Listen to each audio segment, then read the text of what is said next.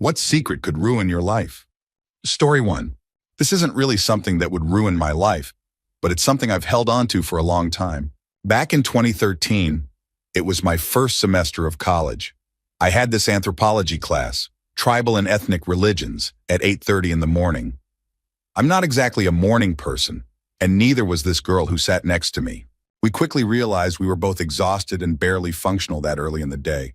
We had this unspoken bond of, no one else understands how much we need sleep, so let's just stick together for the semester. And that's what we did. We got pretty close, spending 3 hours together in class every day, 3 days a week. Sometimes we'd grab food after class, so it's understandable that we bonded. But both of us were pretty religious at the time and thought every kind of attraction was some form of sin. So despite growing close, we were always a bit awkward around each other. One assignment involved going out to conduct interviews, so we naturally teamed up to help each other. My part was done relatively early in the semester, but hers required more planning. We had to drive about 2 hours to this mountain town where her grandfather lived to interview him. I didn't drive at the time, so we took her car.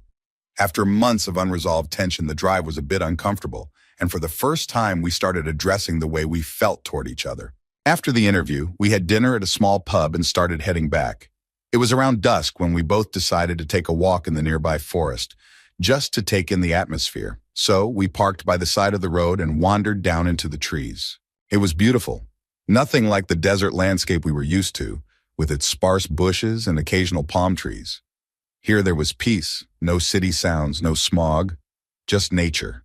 At one point, she brushed past me, seemingly on purpose. I responded by brushing past her a few times myself. Eventually, we both decided to let go of our fears and just enjoy the moment. At that time, I wasn't a virgin, but I'd made plenty of bad decisions, which had led me to become more religious. She was still a virgin, despite being a bit older than me. So to us, it felt like a very deep emotional connection. Back then, I thought it was something that would last forever, that we'd always be there for each other. Afterward, we returned to the car, both feeling a bit awkward. The drive home was silent, but it gave me a lot of time to think. I decided I'd tell her exactly how I felt the next time I saw her. I know it sounds silly in hindsight, but I was just 18 and not very good with people, so I planned to tell her on Monday. When Monday came, I was ready, dressed better than usual, feeling excited, but she didn't show up. I didn't think much of it at first. We didn't usually question it if the other was absent, but she missed the entire week, and I started getting concerned. I tried calling and texting her, but there was no response. She missed a second week, and that Friday, I asked our teacher if he knew anything. He told me he'd just received some news himself and was planning to tell the class. The day after we'd gone to the forest, she'd been in a fatal car accident. At first, I didn't believe it. I didn't know much about her family, apart from her grandfather, so I did what I could to find her relatives. I eventually met her brother at his work. He could tell I was shaken, and he seemed a bit uneasy, so we decided to talk after his shift. He told me she'd been really happy in her last days.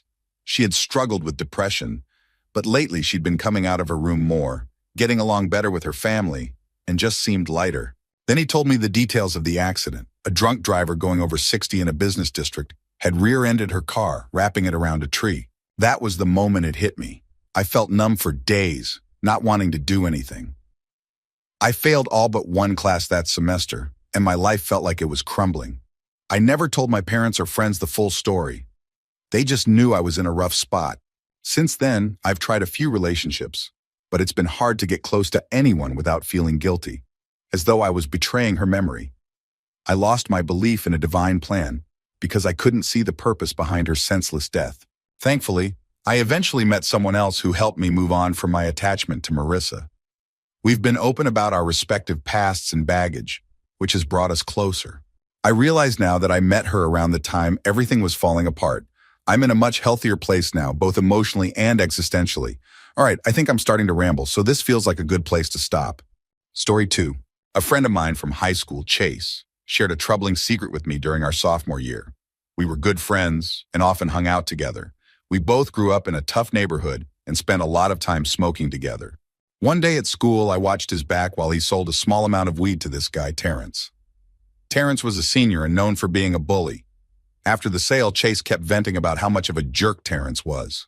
Later that day, after school, we pooled our money from sales to buy more.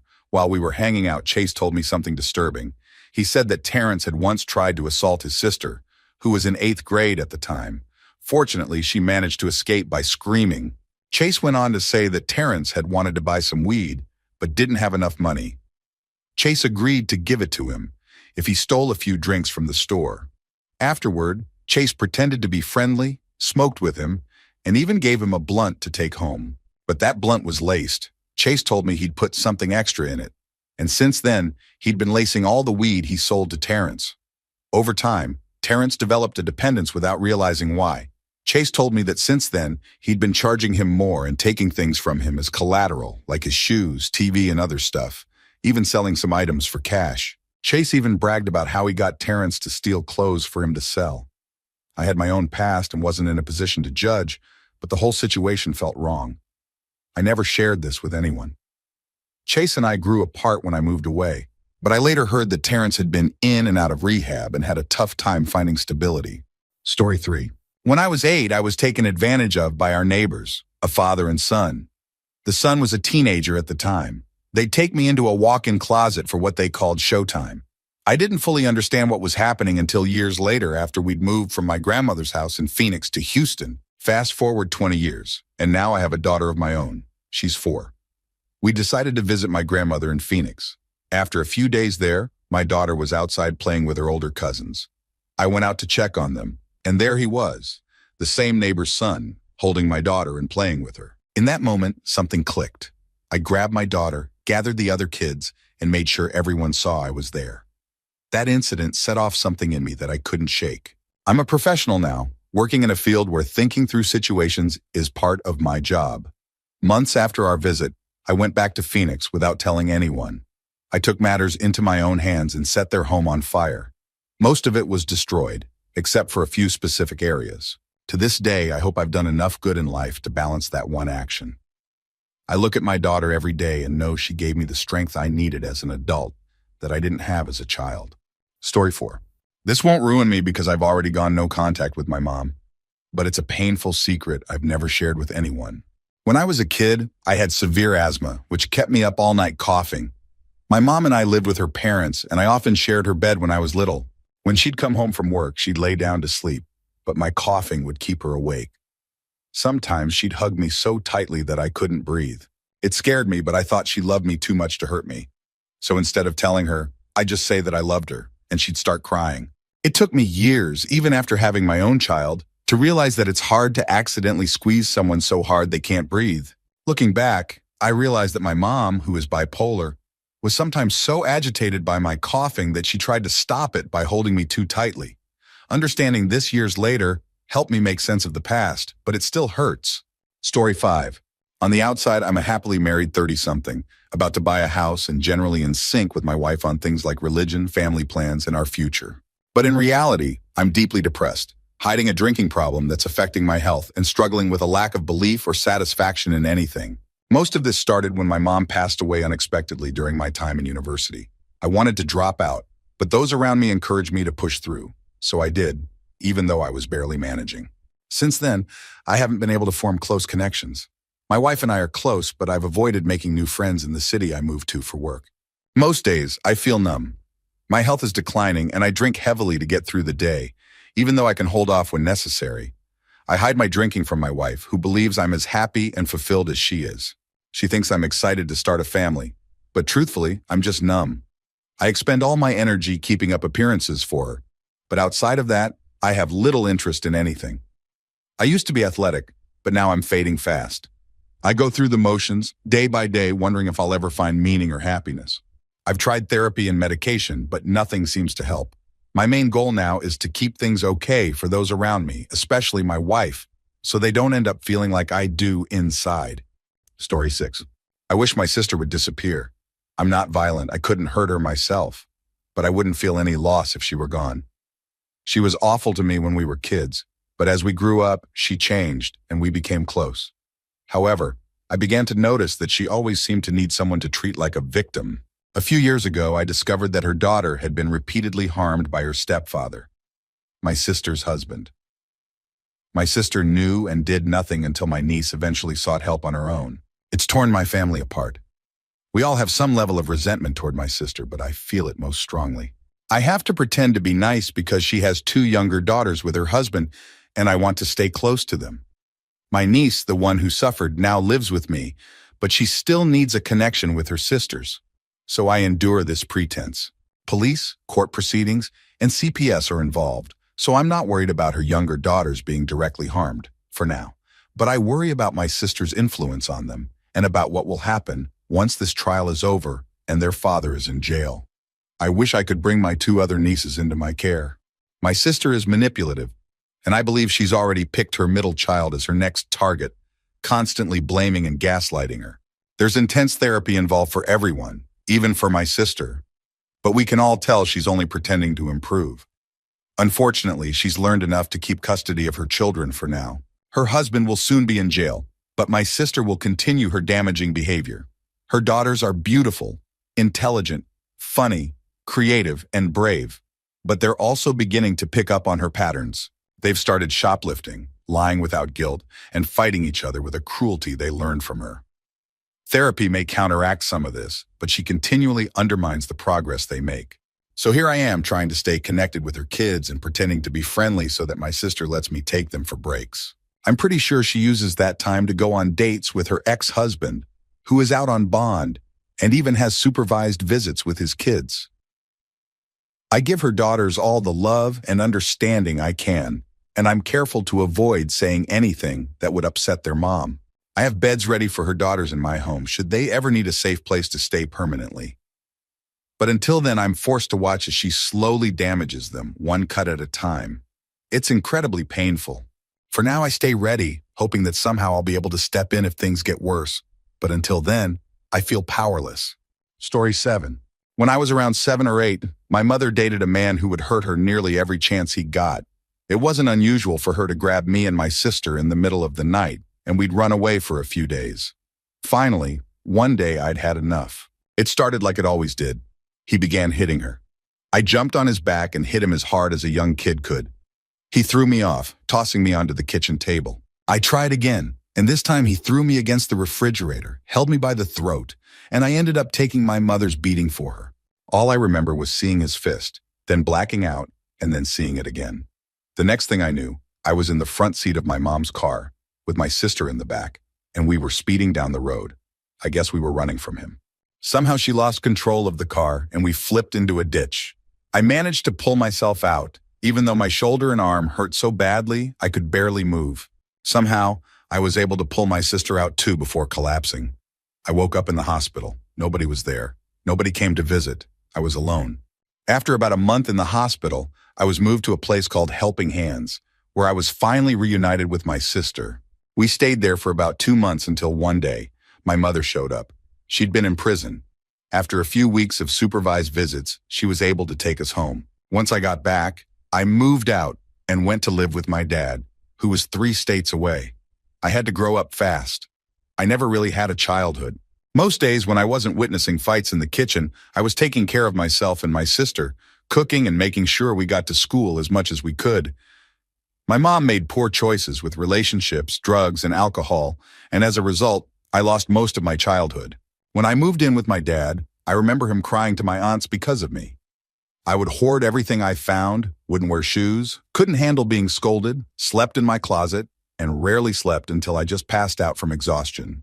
But he stayed by my side and helped me get on a normal path, and for that, I'm grateful. Still, I have issues to this day, health and mental. At 33, I shouldn't have to sound out words when I read. I've only told my wife about this, and of course my dad. I've worked hard to build a good career in the capital city of my state. I have 2 daughters, and my main goal in life is to make sure they never have to experience even a fraction of what I went through. I haven't spoken to my mother in a long time. Looking back, I know I could have gotten her into serious trouble, but it is what it is. Story 8. My entire professional life is built on a lie, and it's about to come crashing down. When I was 22, I was in a rough place, halfway through my bachelor's degree, struggling with a growing addiction to opioids and dealing with mental health issues. That summer, I was in a serious car accident.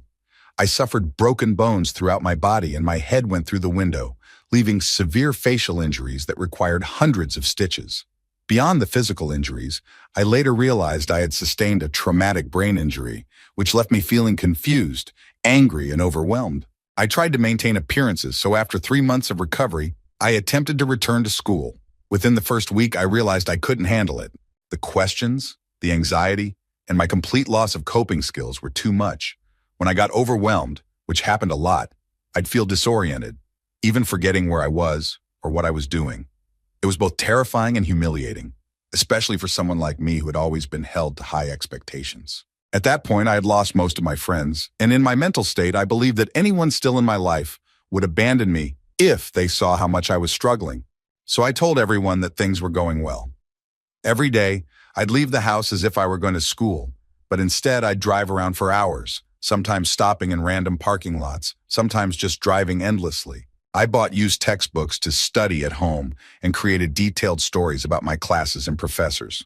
I kept telling myself that I was only doing this until my brain healed, and that I'd go back for real the next quarter. But things just kept getting worse, and as time went on, I found myself less capable of actually returning to school. This continued for 2.5 years, until the time came when I was supposed to graduate. So I lied about that too. I forged transcripts and came up with reasons why I didn't want to work in my field right away. I got a labor job, and over time I found things slowly improving. The routine of steady work helped keep me on track, and eventually my brain started to feel more balanced. After a few years, I moved away, and for the first time in over a decade, I was finally free from my addiction and starting to feel like I belonged in the world again.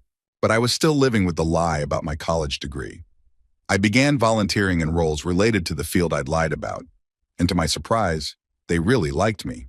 They liked me so much, in fact, that they hired me on an emergency basis, no transcripts required, and I've been there ever since. Now, 3 years into sobriety and what feels like a lifetime removed from that painful period, they want to promote me to a career-level job that I would absolutely love.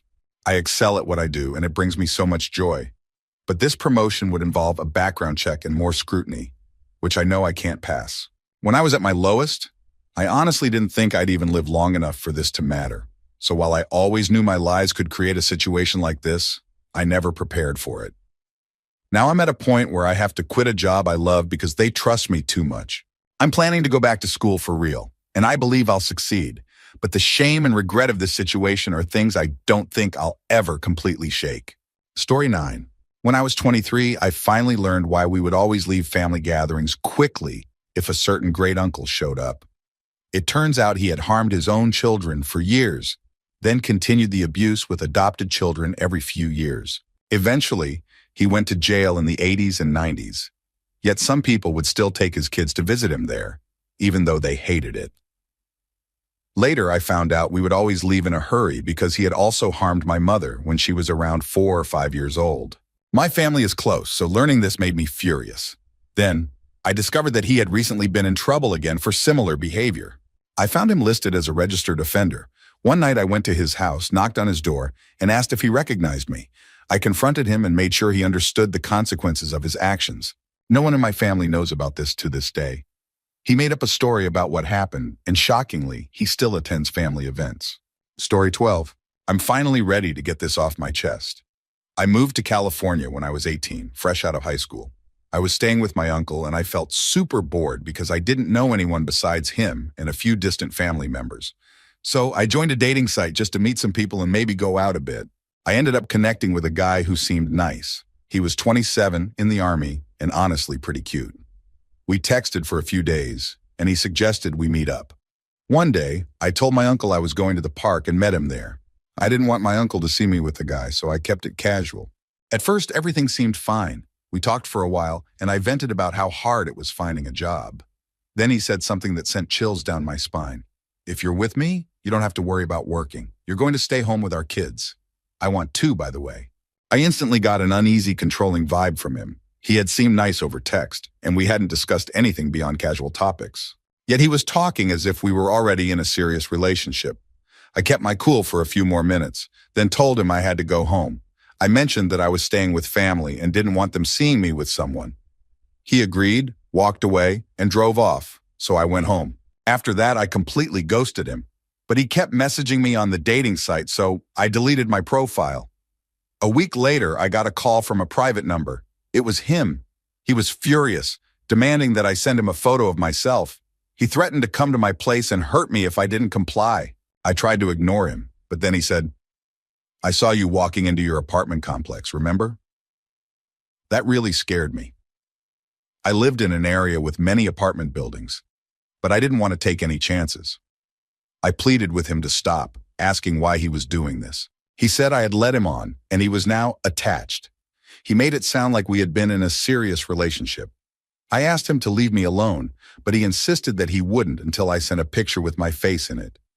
Upset and afraid, I reluctantly sent a photo. Then he demanded a full-body picture, or else he'd post the one I'd sent online. At that moment, I felt so trapped.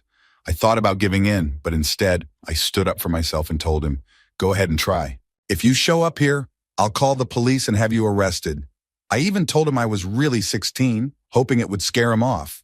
In reality, I was 18, but I thought he might back off. After I said that, he hung up. I was on edge for a while, worried that the photo might end up online. But after a couple of weeks passed with no sign of him, I started to relax a bit. Then, out of nowhere, I got a message from him at midnight saying, "How's the movie you're watching?" My heart sank because I had just started a DVD. I was terrified and thought about calling the police, but decided against it. A week later, I told my parents that California wasn't working out and asked if they could get me a ticket back home. My uncle thought it was something he had done, but I assured him it was my own decision. I just wasn't happy there. When I got back to New York, I never heard from that guy again. Story 13. I took a large sum of money from my in-laws, and while I can rationalize it to myself, I know that if they found out, my wife would be furious, and I'd never be able to face them again. The story starts with my father-in-law, who made life unbearable for years. He was an alcoholic, drinking daily, verbally harassing his family, and at times physically abusing his wife. When my wife and I were dating, she still lived with him, and once we got married and moved into our own place, I felt relieved to have taken her away from that toxic environment. But even after moving, we couldn't escape him. We lived in the same city, and he'd often show up at our door in the middle of the night, drunk and needing a place to stay. My wife would let him in, and we'd have to listen to his ramblings until he finally fell asleep. This became a regular ordeal for the next 4 years, even after we had our first child. He'd keep showing up, needing food and company, which led to many sleepless nights. Sometimes I'd refuse to let him in, which only led to threats from him and disappointment from my wife, who viewed him as a victim of his addiction. In her mind, he was suffering from a disease, and I should have shown more compassion. Our only breaks came when he'd end up in jail, either for domestic violence or other alcohol-related offenses. But he'd always get out, and the cycle would repeat. I grew resentful of my in-laws, who seemed to just lock him out and let him become our problem, and I was frustrated that my mother-in-law rarely called the police, even when things were extreme. This resentment reached a peak when he was arrested for nearly beating another man to death while drunk. He was charged with attempted murder, and his bond was set at $10,000. My in-laws, along with extended family, managed to scrape together the funds for bail. They were so used to posting bond and losing it that it was almost routine for them. In the end, my father-in-law was convicted and sentenced to decades in prison. It felt like a relief, knowing he'd finally be out of our lives. However, due to a legal technicality, the bond money was returned. Since I had posted it, the check came in my name, totaling $10,000 plus interest. My in-laws, who were financially inexperienced, didn't realize the bond was refundable in this case. So, I kept the money. I knew it was technically theirs, but I felt justified after all the time, stress, and work I'd put into handling his legal troubles when they wouldn't take action themselves. I don't feel good about it, and I do plan to repay them one day when I'm able. But that day is not today. Story 14. For the past 5 years, I've been in a strictly physical relationship with my first cousin. We didn't grow up seeing each other often, maybe once or twice a year, until she moved across the country, and then we lost touch entirely. About 5 years ago, she moved back and our paths crossed again. At first, we only met up occasionally, but in recent months, it's become much more regular, even progressing to the point where we now exchange intimate messages. I'm terrified of the potential fallout if anyone in our family discovers this, yet I don't want it to end either. Here's how it all began. It started gradually and eventually turned into a physical relationship. One day, another cousin mentioned she needed help moving, so I offered my time. We began hanging out that summer, and one afternoon after brunch, we ended up at her apartment to relax and escape the summer heat. We decided to watch a movie or TV show, just chatting and catching up on family news and our goals. At one point, she leaned against me, getting comfortable, so I instinctively put my arm around her. We stayed like that for a while, and then she gave me a lingering look, one that seemed to be asking, "Is this really happening?" We both leaned in and kissed. The kiss surprised both of us, but we quickly brushed it off and kept going. Before long, we were touching each other. And eventually, I felt the intensity and realized what was happening. I stopped us before things escalated further, and we both agreed to forget about it and move on. However, every time we saw each other afterward, things would heat up, and we'd test our boundaries until, eventually, we ended up being intimate. Afterward, we continued seeing each other whenever we could, though work often kept us too busy to meet regularly. We would put things on pause whenever either of us was in a relationship, but each time we were single, we'd reconnect. Now, we're meeting multiple times a week, and we've even started sexting each other. Story 15. About a decade ago, when I was just 8 years old, there was one night I couldn't sleep. I wandered around the house looking for something to do. It was winter, so there was a fire in the fireplace. I started playing with it, tossing random things into the flames and watching them burn. At some point, a large log rolled out of the fireplace. I panicked. Not knowing what else to do, I tried covering it with a blanket, then ran to the kitchen to get water. By the time I returned, the living room was already engulfed in flames. It was a wooden house, and the fire spread rapidly. Terrified, I ran outside. In a matter of minutes, the entire house was burning.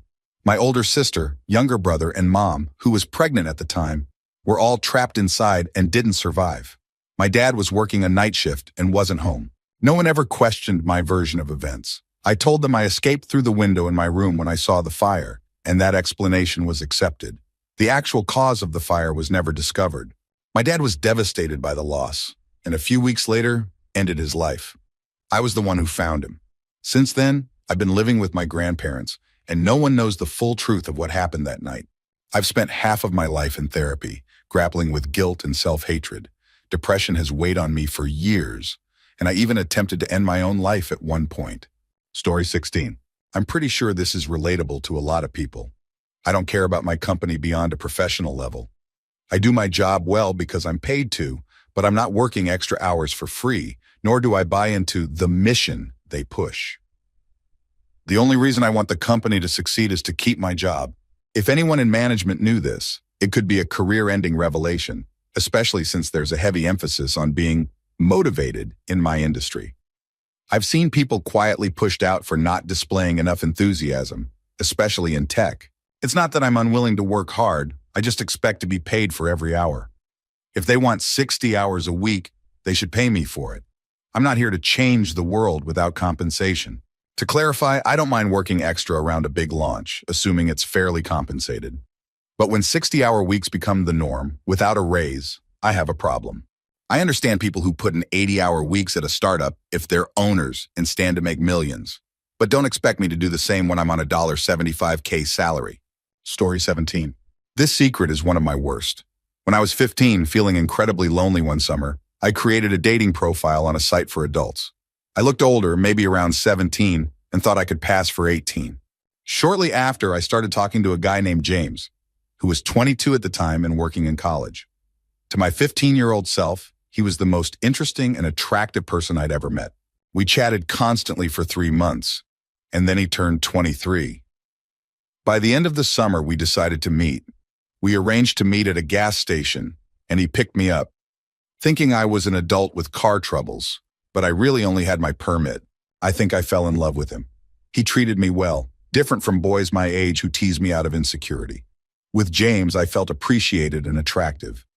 As our relationship grew, he started talking about having sex, and I told him I was a virgin, which he respected. But as I approached 16, I realized that he could be in serious trouble if he knew my age.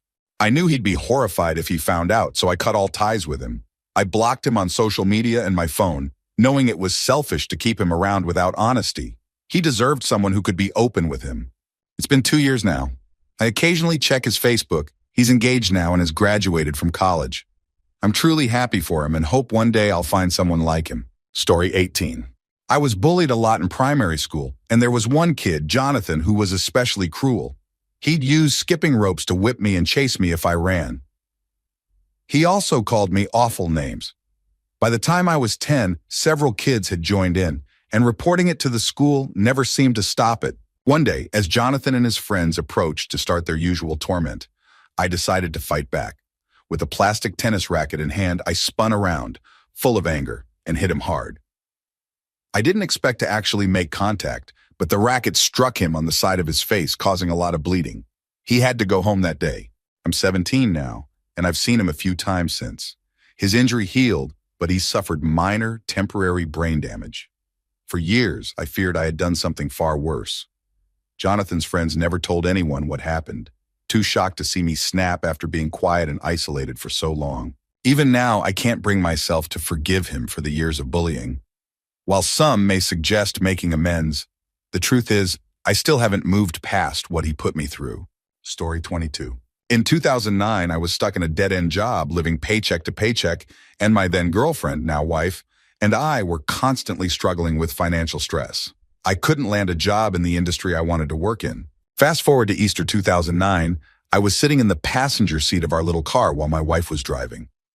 We got T-boned on the passenger side, which crumpled the entire side of the car and left me pretty banged up. I managed to get out of the car, checked on my wife, who was fine, and I started to feel a minor throbbing in my leg. I quickly composed myself and ran over to check on the other driver. He was fine. It was a big truck, but he was frustrated that he hit us and admitted fault immediately. It was clear since he ran a red light. We sorted out the towing, exchanged information, and I went home. That night, I got a call from my brother. He usually calls asking for help, and though I don't remember what it was for, I told him, "Look, man, we were just in a bad car accident and my leg is really messed up. I can't help you." My brother was surprised and insisted I go to the doctor. I was mostly exaggerating. My leg was just bruised and I didn't want to go out. The next day, my leg was a bit stiff, so I called into work, saying I was having trouble standing up after the accident. They told me not to worry, to work from home and take it easy. So I spent the day playing WoW and eating old takeout. When my girlfriend came home, I made a big scene about barely being able to walk to help around the house. She insisted on taking me to the doctor, and despite my protests, they sent me for x-rays. While we waited, the nurse suggested I look into a lawyer since it was a car accident. I'm not sure what I was thinking, but I just went along with it and started exaggerating the injury. The x-rays came back negative for any breaks, but they mentioned a possible dislocation that may have corrected itself. So I just mentioned a sharp pain during the impact. Eventually, I went on short-term disability, and my girlfriend had to carry the financial load. I went on long-term disability and started physical therapy, which I mostly faked. Fast forward 12 months, I'm recovered from my injury. At a party, some friends introduced me to a guy who'd heard about my struggles and was impressed by my perseverance. He offered me a salaried job, nothing crazy, about $45K a year. But after working retail, it was huge. Then came a settlement worth over $90K, which my girlfriend and I used to buy our first house. Fast forward another 4 years. I'm successful, making over $100K with commissions, promoted multiple times, married, and I literally owe it all to one lazy day, faking a sick day after a car accident so I could play WoW. My entire life is built around a single lie, but even now I sometimes still mention that my leg is acting up. Story 23. I think I might have been assaulted, though I'm not certain. I was driving through Texas and decided to stay at the house of one of my dad's friends, someone he knew from a 4-wheel drive forum. In hindsight, it might not have been the best idea, but he seemed like a decent guy. He cooked me dinner, bought me snacks for the road, and even gave me some gas money. We were drinking and chatting, but I started to realize that I was feeling more affected by the alcohol than I should have been. So I decided to go to bed. In the middle of the night, I woke up suddenly and noticed that the door to the room I was in was open. I don't remember much, but I just had this overwhelming feeling the next morning that I needed to get out of there. He offered to make me breakfast, but I declined, saying I had a long day of driving ahead. Over the next few days, I had some discomfort, though it could have been from the long hours of driving. I don't know what really happened that night, but I've often wondered if something did. It was such a strange experience, and I don't know how else to explain it. This happened a little over 2 years ago, and this is the first time I've ever written or spoken about it. Story 24. During my junior year of high school, I took an AP sculpture class. As you might guess, it wasn't a class most people took seriously, often treating it as a senior blow-off class. Since I was one of the only juniors, I quickly became a target for some of the older students. It started with name-calling and light teasing, but soon became more personal. Although it never turned violent, they would bump into me while I was working on the pottery wheel, ruining anything I was working on. Then things escalated. They began poking holes in the clay I had purchased, which cost $25, a lot for a 16-year-old, leaving it dry and unusable. After enduring an entire semester of this, I decided I'd had enough. Because it was an art class, we had a lot of independent work, and the teacher generally left us to our own projects. As long as we completed 6 projects each quarter, the teacher wouldn't hassle us. We'd turn in our projects on the drying shelves with a proposal, and then they'd be fired in the kiln. I decided to get even by subtly damaging their projects whenever I saw them submitted. Over the second semester, I ended up destroying around 80% of the projects they turned in. With only 2 weeks left in the school year, the teacher started holding one-on-one meetings with 6 or 7 of the seniors. They ended up failing the class, weren't allowed to walk at graduation, and had to attend a local alternative school. Some lost sports scholarships and college acceptances, and honestly, I don't regret it at all.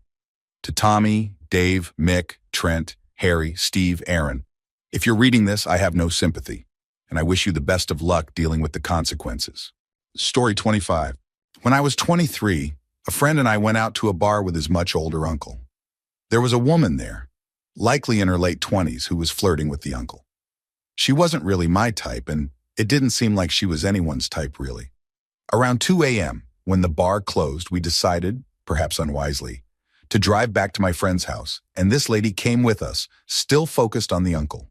We continued drinking, and then someone brought out some marijuana and cocaine. Around 4 a.m., my friend's uncle was trying to convince her to go to his room, but she started saying she wanted to go home and even began to cry. I offered to drive her home, and despite the uncle's insistence that she stay, she got in the truck with me. After just 3 blocks, I pulled over and told her that I was too out of it to drive and suggested we walk to her place instead. She lived 7 miles away, but there were railroad tracks we could follow to cut down on the distance. As we walked, I began to think I deserved a little gratitude for helping her out and tried to flirt. She responded in a strange, high-pitched voice, asking if she could hold my hand. It was odd, but I went along with it. A couple of miles in, she made a flirtatious comment that I went along with, and we ended up being close on the tracks. Afterwards, she put on some clothes and said she needed to step into the bushes for a moment. At that point, as the sun started to rise, I suddenly realized I'd made a mistake and that it would take hours to walk her home and then get back to my truck. I don't know why, but I just looked at her and yelled, "Yoink!" and ran as fast as I could. Her voice calling for me faded as I got closer to my truck. I drove home feeling a bit bad, but after a warm shower and crawling into bed with my fiancée, everything felt like it was okay again. Story 26. My freshman year of college, I was living in the dorms, and my first roommate had moved out, so I had the room to myself for a while. I reconnected with someone I'd known in high school. We had been more like acquaintances back then, but now he was an upperclassman, and we started studying together. We got along well and became friends. One night he called me, saying, "Hey, I've got a couple of 6-packs and I'm right near your dorm. Want to hang out and have a few?" I agreed, and a little while later he called to say he was downstairs. I went to meet him and could tell he was already pretty drunk. He was loudly chatting with people, but eventually followed me upstairs. Somewhat unsteady, but managing. When we got to my room, he pulled out some Smirnoff and Miller High Life from under his jacket. Not sure why he thought I'd want Smirnoff, but anyway. After 2 drinks and a lot of talking, he leaned over me at my desk, grabbed my chin, and kissed me. I was feeling pretty buzzed. Low freshman tolerance. So I went along with it for a bit. He was rough, and strangely he ran his tongue along my upper gums and teeth, saying his ex-girlfriend used to love it. I felt uncomfortable and pushed him away. After a while, he found a strip of condoms in one of my drawers, left over from a prank on my old roommate before she moved out. He began talking about how great things could be with him, but I wasn't interested. I tried to keep things casual, but he then overpowered me, trying to push boundaries I wasn't okay with. I managed to pull away and he moved to the other side of the room, still talking and trying to convince me. At one point, he exposed himself, making excuses that he thought it would impress me. I ignored him and started making up reasons that I needed him to leave, and eventually, he did. For about a year after that, he kept messaging me to hang out or making half-hearted apologies, until I had to block his number. Recently, he reached out to me through Facebook saying he's in the Army now and hopes we can reconnect. I didn't reply. I haven't told anyone about this, and I don't really want to. I don't want to see myself as a victim, but I hope sharing this might help others recognize red flags before things get worse. It's taken me time to understand what happened, and I've struggled with blaming myself, but I know I shouldn't. Story 27. When I was around 14 or 15, I was struggling with a lot of personal issues and ended up talking online with an older guy in his late 20s. Eventually, the conversations turned into more, and this went on for about a year until I couldn't handle it anymore. I made up an excuse to end things because I felt too uncomfortable to tell him directly that I wanted out. After that, he spent a year sending me messages, saying he missed talking to me, that we had been great friends, and he wanted to stay in touch. One day, the messages just stopped. To this day, I worry that if he wanted to, he could track me down. I told him a lot of personal things I haven't told anyone else, because at the time, I felt like he was the only person who cared. I'm scared that this could come to light one day, and that my family and friends might find out. I don't know how I'd ever explain this to someone in a future relationship, but I know it wouldn't be fair to keep it hidden forever, so eventually, I'll have to face it. Story 28. When I was 19, I went to a house party with a friend who knew most of the people there. After we arrived, someone went out to buy alcohol, while people at the house began smoking and taking pills. I didn't participate because smoking affects my lungs, and I wasn't sure what kind of pills they were. A couple of hours later, everyone was at some level of intoxicated, some tipsy, some fine, and some very drunk. I was pretty drunk, but still aware. One of the girls, who was very intoxicated, began making out and getting undressed with her female friend. Many people left the room, but a few of us stayed to watch, including my friend and me. The girls gave us a look and motioned for us to come over. At the same time, another friend we brought with us started feeling sick and said they were going to throw up. I took them to the bathroom to make sure everything was okay and stayed to help. About 10 minutes later, my friend came to get me, saying the girls wanted me upstairs and that he would stay with our sick friend. When I went upstairs, I saw both girls undressed. One was on the bed, and the other was focused on her friend. I joined in, but after a few minutes, I noticed one of the girls had stopped responding. I stopped what I was doing and checked to make sure she was breathing, which she was, then asked the other girl to help me get her dressed. While we were helping her, we heard sounds indicating she was going to be sick, so we quickly got a trash can and made sure she was comfortable. Shortly after, the police arrived, called by a concerned family member of someone at the party. We were questioned, tested for alcohol levels, and given a warning not to drive while intoxicated. They said we would all receive citations for underage drinking. About 6 months later, I was driving home from my girlfriend's house and got pulled over for not signaling a lane change. I was frustrated, but it was standard procedure in that area. The officer checked my information, then returned to the car with a serious expression, asking me to step out. I was arrested on the spot. I didn't know what was happening until I was on the way to the station, charged with unlawful conduct with a minor and battery. I was shocked and had no idea this was coming. After almost a year, I was given the option to plead guilty to unlawful conduct, with the battery charge dropped and a recommended 18 months of probation. If I didn't take the deal, I was looking at a much longer sentence. I accepted the deal, but at sentencing, the judge did not accept the probation recommendation and instead sentenced me to 15 months in prison. I was devastated, and my family was too. If I could take that night back, I would, but I can't, and I've had to come to terms with it. I knew the girl for just a few hours, yet that night changed my life. It has affected my ability to find good jobs, form friendships, and feel accepted. I am marked for life, and many people who only hear that I'm a registered offender view me negatively without knowing my story. Story 29. About 2 years ago, I had what I'd consider an emotional affair with a woman I met on a business trip, and she now lives in the same town as us. I've been with my wife for nearly 20 years. We used to have a great relationship, but over the past 7 years, she has suffered from a diagnosed but untreated mental health disorder. She had become a shadow of her former self, which broke my heart. But she would also swing between getting angry at me over small things, like not cleaning the kitchen floor the way she wanted, and expressing frustration that I didn't want to be closer to her. On one hand, I knew she was struggling, but on the other hand, I felt trapped. She had been diagnosed years earlier, but she refused treatment, and I eventually just went along with it. 2 years ago, I got sent on a 2-month business trip for a new position with my company's corporate HQ. It was an incredible new job, and being away from home felt like a relief because I wasn't constantly on edge. There was a woman at the office who was just wonderful, and we got along instantly. She was in a different department, but we interacted frequently. During the 6 weeks I was there, we hung out 2, 3 times a week, often just the two of us. And by the end of my time there, it felt like things were getting more serious. One night, things felt too real when she held on to me and made it clear she wanted more than friendship. I was extremely tempted, especially with such a nice, kind woman, but I offered her a ride home and let her know afterward that we couldn't see each other outside of work alone anymore. My wife was very jealous at the time, so while she knew I had friends at HQ, she didn't know the main one was a woman. It would have been devastating to our marriage if she knew how close things got, even though nothing physical happened. Still, I knew that keeping it from her was wrong. When I got back home, I gave my wife an ultimatum. Either she gets treatment, or I would have to leave. Meeting that woman was the wake-up call I needed, because I realized I should only have that kind of connection with my wife. Thankfully, my wife did start treatment, and now she's doing incredibly well. She's like her old self, and we're happy again. As it happens, the woman I met ended up moving to our city last year to take a job at the regional office. I occasionally see her around the office, but we don't really talk. If my wife ever found out the full story, it might reopen old wounds, and I sometimes worry that the woman might bring it up one day. I feel like I should tell my wife what happened, but I'm also unsure how she would react, so I feel like I'm on a ticking time bomb. Story 30. My family, some of whom know my main account, so I'm using a throwaway, is very socially conservative. We were all raised in a strict fundamentalist environment and are expected to adhere to those values.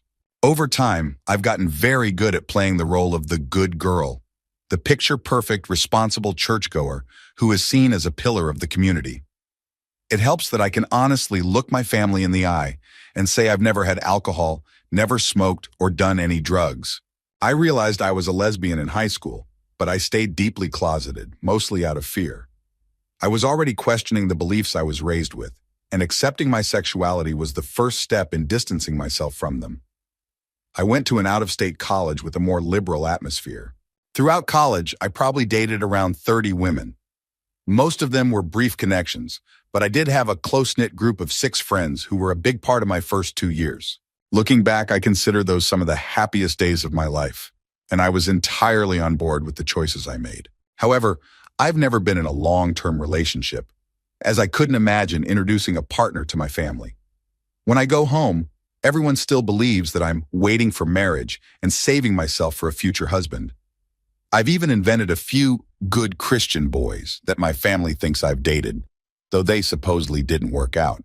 If my family ever found out about my orientation or lifestyle, it would be a difficult situation, not just for me, but for the entire family. Just having a gay daughter would put my parents in an awkward position with some relatives. I know it would mean a lot of family tension, but I'm grateful they wouldn't disown me. Story 31. I'm 26 now, but 5 years ago, I was engaged. Everything seemed great. We rarely argued, and when we did, we always managed to talk things through and find a compromise. She was my best friend, and after a rough childhood of abuse and neglect, it felt incredible to finally trust someone.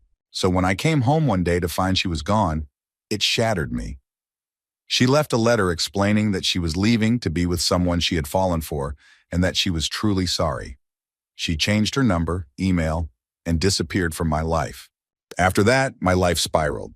I got into things I never imagined I would, from experimenting with drugs to excessive drinking and casual encounters. In a year, I ended up with over 30 partners. One of them, whom I'd met at a party, turned out to be much younger than I thought. I saw tattoos, and since she was drinking and smoking, I assumed she was at least 18. When I found out her real age, I was horrified and sank even deeper into depression. A few days after that, my ex called me. We talked about what had happened, and she asked if I'd been with anyone else since the breakup. I told her the truth, leaving out the detail about the underage girl. She reacted with disbelief, saying that I must have always wanted to live that way if I'd done it so soon after the breakup, and she regretted reaching out. After we hung up, I hit a low point. I took a handful of painkillers, drank vodka, and attempted to end my pain in a way I thought would be final. But I woke up the next day on my closet floor. When I fell out of the chair, the belt I used had broken. If anyone found out about that period of my life, my family would be devastated, and it would probably create a lot of issues for them. I told one friend a little about what happened, but after that, he started acting differently toward me, so now I keep it all to myself. Story 32. I'm 18, currently a computer science major, and I'm struggling. I don't even enjoy computer science, but I'm not sure what else I want to do or what my goals should be. I have wonderful friends, no issues with dating, and my family cares about me. To everyone around me, I'm the laid-back, happy guy, the comedian, the entertainer. My parents think I have stellar grades and are excited for me to transfer to a better college. But sometimes I can't help but imagine something happening to me, like an accident on the bus or plane, or being in the wrong place at the wrong time. I wouldn't consider ending my own life because of my family and friends, yet I often feel a deep sadness. I did attempt it once, but someone walked into the room before anything happened. Nobody knows about that, not even the person who walked in. I haven't attended class in over a month because, honestly, I just don't care anymore. I also have health issues, like a heart condition, but I haven't told anyone, partly because a part of me hopes that maybe it would escalate naturally. I have asthma too, but I started smoking anyway. I don't know what the future holds, but I wish I could feel better. Story 33. I have 3 kids, but I only talk about one, the one who lives with me now. Years ago, I lived in another part of the country before my youngest was born. I got together with someone, and we both struggled with addiction. I'm clean now, by the way. During that time, I had 2 babies in 3 years. I managed to stay clean while they were young, but we eventually broke up because he was abusive. The situation became unbearable, so I left, but there were informal visitation arrangements. I'd bring the kids over on Friday and pick them up on Sunday, but during those weekends without them, I would relapse. I was in a rough place, hanging out with people who weren't helping, but ultimately, I know the choices were mine.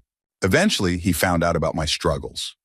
One weekend when I went to pick up the kids, he and his mother wouldn't let me take them back. It wasn't considered kidnapping because there was no court order. He went to the police and had me arrested for things I had done while deep in addiction, things he was aware of. I ended up spending 6 months in jail.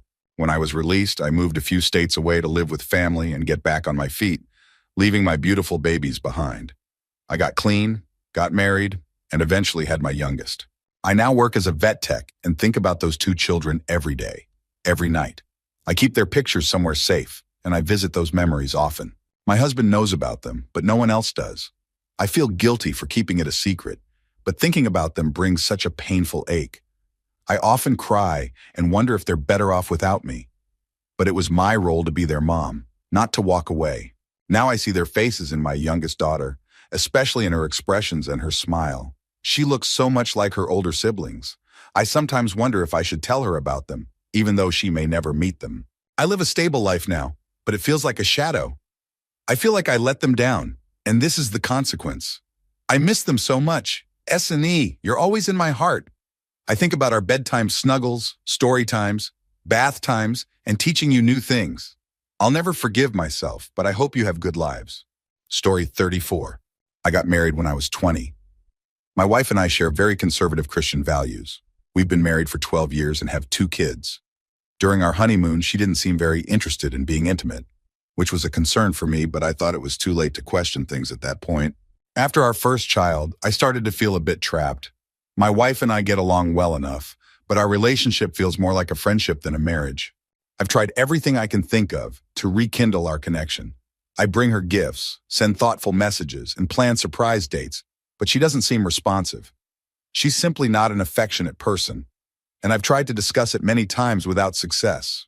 We have a regular routine, but it always feels one-sided. I put in effort, but she doesn't seem to understand my need for enthusiasm or mutual attention. When I express this, her attempts are so forced that they sometimes feel worse than not trying at all. After 12 years, I've mostly given up on that side of our relationship. We don't argue, and I still do nice things for her, but it feels like we're together mainly for the kids, and she has no idea how I feel. One day, I saw a YouTube video where someone was humorously critiquing ASMR. Curious, I looked it up and found some role-play videos designed to mimic affectionate conversations. I didn't think much of it at first, but over time I found that these videos made me happy. They showed a kind of warmth I hadn't experienced in a long time. I've tried asking my wife to act similarly, but it never feels natural for her. Eventually, I noticed that some of the creators of these videos have platforms like Patreon, where they offer personalized videos. I started paying a few to create short, supportive messages. There's nothing inappropriate in these videos. I just appreciate the kindness and attention they bring. I'm financially stable, so this doesn't affect my family's future. and my kids mean the world to me. I would never leave my wife because I'm afraid it would disrupt their lives. So this is a way to fill a gap without affecting anyone. If my wife found out, she'd probably see it as a betrayal, even though it's not romantic or inappropriate. I wish there were another way to feel appreciated, but this is what helps me feel a sense of connection. Story 35. In my freshman year of high school, I had a specific medical condition that made walking painful and running nearly impossible. Unfortunately, PE was mandatory, which led to a difficult experience. Despite having doctor's notes explaining my limitations, both students and teachers doubted me. Some thought I was pretending, and I was often denied access to things like water because, as one teacher put it, "Why do you need it? You didn't even try." I was pressured to run, even though it was physically painful. I remember using the walls for support just to make it back to the locker room because putting weight on my leg hurt so much. It might be my imagination, but I sometimes wonder if the only reason I wasn't bullied more was because of my height. Part of me even wished someone would confront me just so someone might finally take my situation seriously. I eventually had surgery, but recovery was slow and it stretched into my sophomore year. I wasn't in PE anymore, but some of the athletes who had made fun of me the previous year were still around. After being told for so long that I was faking it or lazy, it really started to wear on me. I stopped doing my schoolwork, which led to a downward spiral, bad grades, getting yelled at by my parents, feeling worse, and then getting more bad grades. The worst part was that excelling in math and science had been my one bright spot, and I started losing even that. One day I finally snapped. A girl who was on the track team started making negative comments about me, calling me lazy and similar insults. It wasn't much worse than what I'd heard before, but something about that day just broke me. I lashed out, telling her that she was wasting her life and wouldn't matter once she couldn't run, that it was a miracle she had enough sense to control her limbs. She went home in tears, and I was disciplined harshly. But any time I complained about someone mistreating me, it was ignored. I felt powerless. Over time, I became more withdrawn. I stopped talking to friends, teachers, and family because I was afraid they wouldn't take me seriously. I began hurting myself in subtle ways that wouldn't be easily noticed. This eventually led to deeper struggles and some very dark thoughts. At one point, my cat interrupted me twice when I was at my lowest, stopping me from making a terrible decision. Another time, I tried something reckless with an electrical socket, but it didn't work out, and I was left unhurt. Eventually, I was hospitalized and placed on medications that hadn't been tested on teenagers, which left me feeling awful and led to strange side effects. I felt like a different person, numb, detached, and I started struggling to breathe at times. I stopped taking the medication on my own and pretended to continue with it for 2 years, telling my therapist what they wanted to hear. After that, I began putting myself back together. It was a slow process, but I managed to rebuild, step by step. Now, I'm in a major I love, involved in volunteer work and extracurriculars that mean a lot to me, and I've reconnected with friends and family. But it's not a fairy tale ending. My secret is that I still have these struggles. Social anxiety lingers beneath the surface, and I sometimes still face dark thoughts. Occasionally, a small positive moment will be the only thing that keeps me grounded. People often suggest I seek help or go back to therapy, but therapy didn't work well for me. Therapy left me feeling worse and shifted blame in ways that delayed my progress. For me, the only real change happened when I accepted responsibility for my own life. I keep this secret because I know others facing similar issues. If I told them how therapy impacted me, they might lose faith in their own treatment, even if they're benefiting from it. And I don't want that to happen. One final note. That girl I argued with back in high school ended up at the same college as me. It's a big school, so we don't cross paths often, but I've seen her a couple of times. Each time, just seeing her brings back both anger for the way she treated me and guilt for how I reacted. There's nothing I can do about it, though. My life is great now, and I'm content with where I am, even if some of those old feelings linger. So I keep it all to myself.